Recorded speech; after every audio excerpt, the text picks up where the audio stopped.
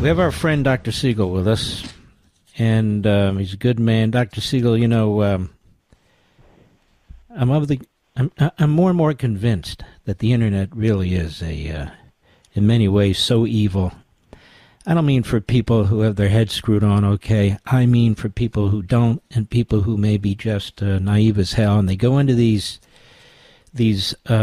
private boards, or considered like rooms, and they influence each other, and they get each other psyched up, and suddenly their reality is the reality, and this, I just feel there's no intervention, no adult intervention, no moral intervention, and then you have these politicians coming over the top with the language about Hitler and dictatorships, and of course you'll do anything to kill Hitler, and I think this isn't exclusively the problem, but I think this is becoming a big problem. What do you think? I thought you said it beautifully on TV today, exactly this, that people are reverberating with their own ideas. It's kind of like we call it a faux deux in psychiatry. It's a psychosis that feeds off of another person's psychosis, and if you hear another person believing it, then you believe it even more. And it's all based on hate, but it's also based on lack of information. That's why I'm calling it psychosis. You've talked about this extensively regarding Israel.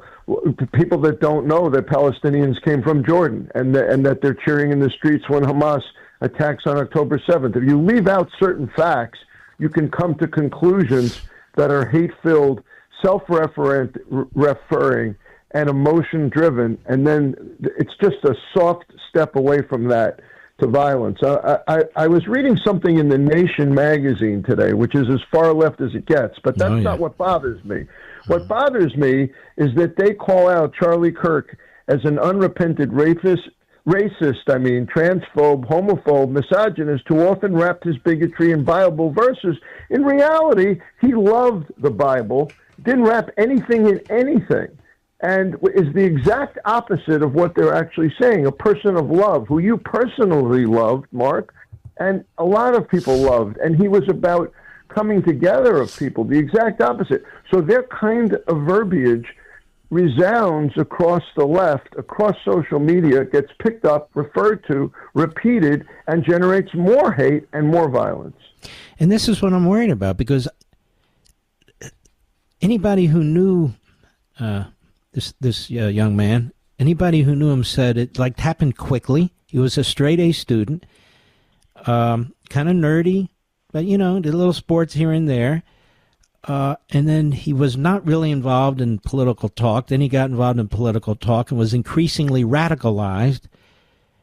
And now he assassinated somebody, Charlie Kirk. And I'm thinking, they say, did anybody look at social media? My question is, we don't have enough people to look at all the social media, to go into these private rooms, to do all these things. What exactly are they talking about? Did anybody look at social media? I mean, who has the right and who is going to just look at social media? We have a big conundrum here, Doctor. I'm not sure how we deal with this, but I think it's not the only issue, but I think this is a big problem. I think social media is a very, very unhealthy part of our society right now. It feeds bullyism. It feeds mocking people. It feeds inhumanity, dehumanization. Racism, bigotry, anti-Americanism. Exactly. And dehumanization is really the term that comes out of this whole thing, because Charlie was a real human being. And you've pointed out he's a self-taught genius, which we should be proud of in this country. That's what America is about. My grandfather had an 8th grade education but learned 6 languages. Charlie was out there preaching. He was a preacher. He was teaching love. He was teaching acceptance. And yet he gets attacked even now after death, repeatedly attacked. I mean, of course, AOC out there, campaigning for gun violence. It takes you to say 5 minutes ago that going against gun violence. It took you 5 minutes ago to point out something that doesn't surprise me, that the shooter had mental health issues. How can he not have mental health issues? Why don't we look at that first? Why would the left politicize this from the word go without actually looking at what it would take for someone to do something like this?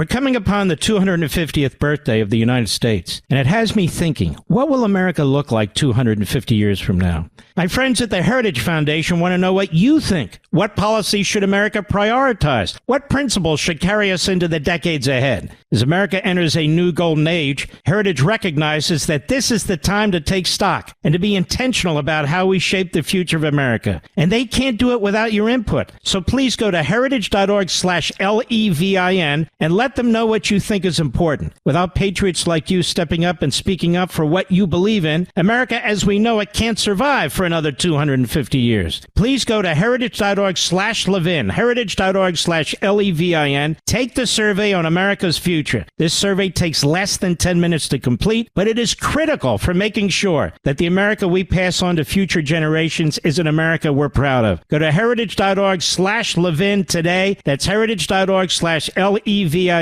Paid for by the Heritage Foundation. You know, Doctor, the other thing is, if he wanted to kill Charlie, get in a car and run him down. I mean, the other thing I said, I don't like saying this, particularly given the position I'm in, but I don't like saying it. If somebody's really hell-bent on killing somebody, it's hard to stop them. It's hard to stop them if they don't have Secret Service all over the place and everything else.